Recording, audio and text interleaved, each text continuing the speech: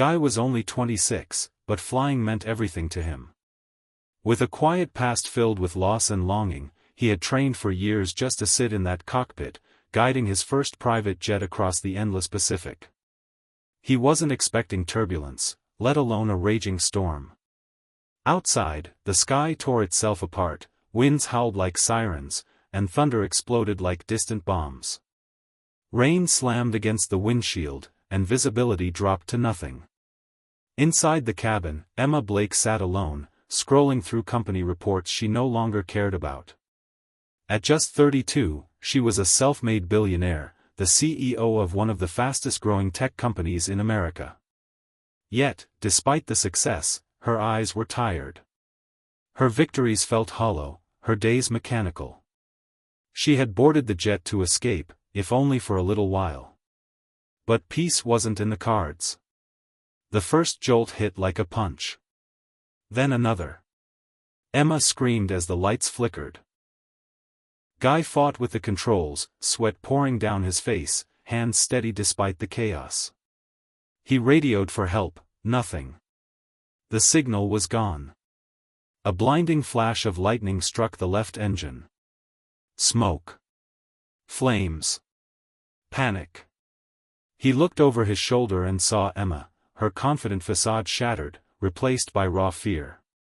In that moment, something clicked inside him. He didn't freeze. He didn't panic. He just acted. Searching the radar, he spotted a small, unmarked landmass. With no time to think, he turned toward it. The engine sputtered. Altitude dropped. He wrestled the plane with everything he had, heart pounding, breath short, the world spinning. And somehow, against all odds, he brought it down. The crash was brutal, but survivable. As the dust settled, silence returned. Two strangers, surrounded by wreckage, stood on the edge of something far greater than survival. The crash had torn through the jungle edge like a blade. When Emma opened her eyes, smoke filled the air, and silence felt louder than any explosion. Her body ached, her ankle throbbed, and her mind was blank.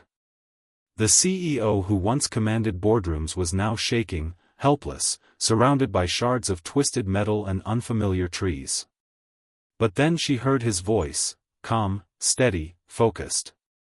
Guy was limping, forehead bloodied, but moving like a man with purpose. He checked on her first, made sure she could breathe, helped her out of the wreckage, and guided her to a shaded patch beneath a large tree. She clung to his arm like a lifeline.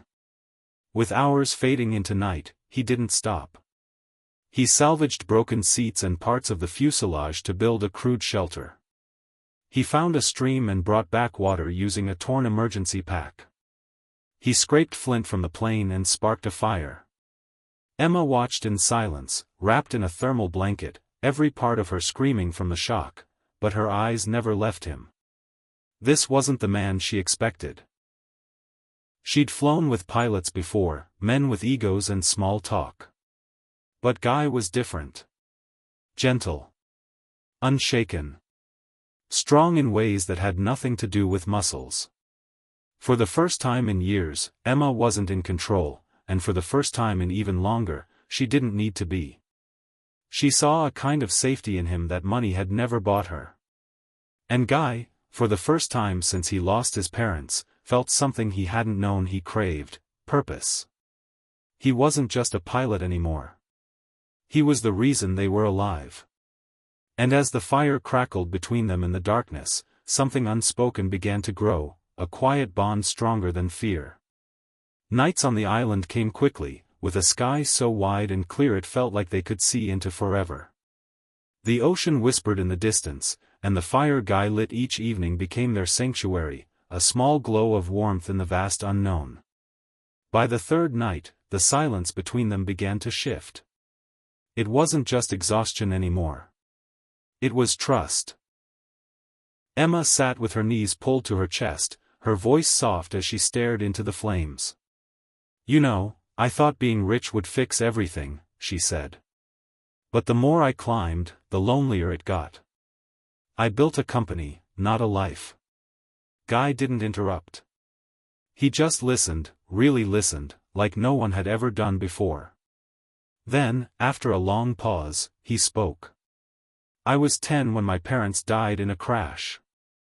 Same kind of bird I fly now. They said it was mechanical failure. I don't remember much, just the silence after the sirens. He glanced at the sky, eyes reflecting the firelight.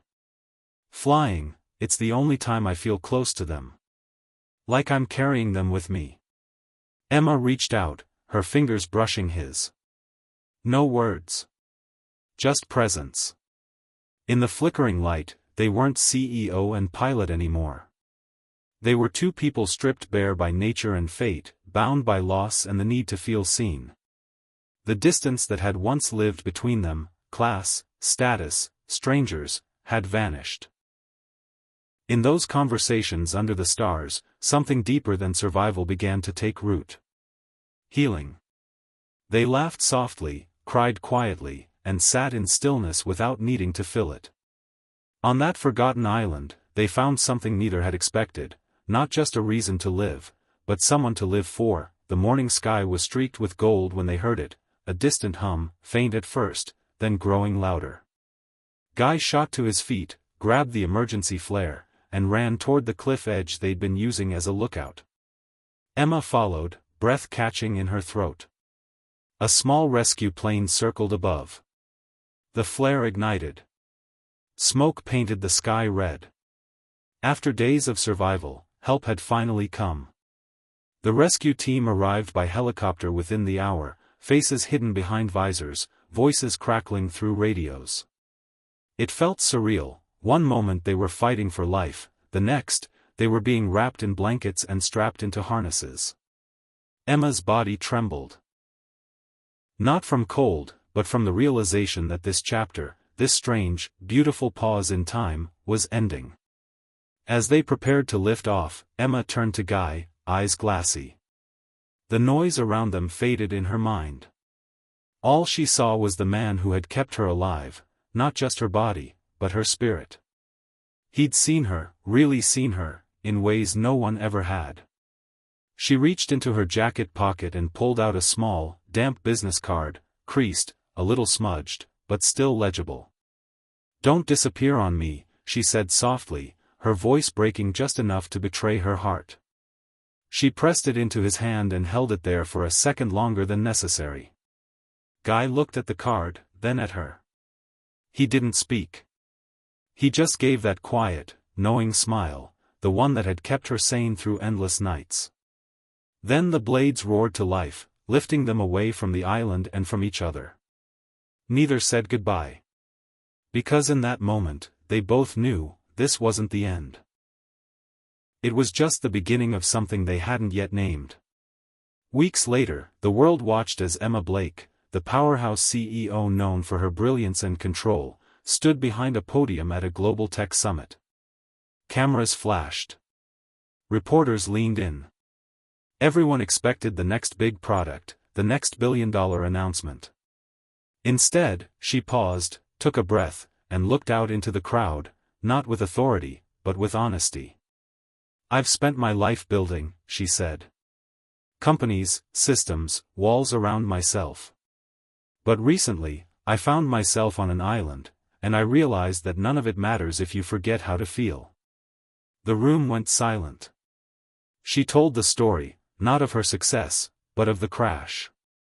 Of the quiet pilot who never asked for praise, who lit fires in the dark, who listened when she broke down, who reminded her that the simplest things, a kind gesture, a shared silence, can change a life. I'm stepping down, she finished, her voice steady. Because life isn't about what you build. It's about who you become. And I want to become someone who truly lives. Gasps, applause, disbelief followed. The moment went viral in minutes. But Emma had already walked off stage. Outside, under a soft sky, Guy stood leaning against a rail, hands in his pockets, wearing the same humble smile she'd first seen on that island. No suit. No cameras. Just him. Their eyes met. No speeches, no grand gestures.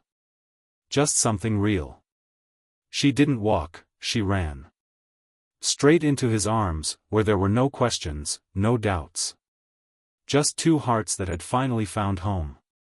Because sometimes, it takes a crash to truly land where you belong.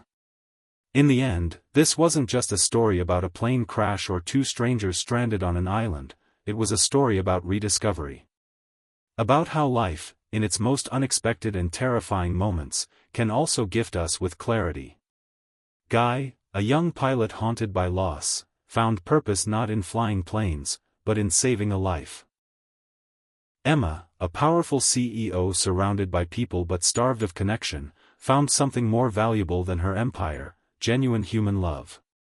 Their journey reminds us that success means little without someone to share it with, and strength isn't always loud, it's sometimes quiet, consistent, and selfless. In survival, they found vulnerability. In isolation, they found understanding. And in each other, they found something they never expected, healing. Love didn't come with a grand plan.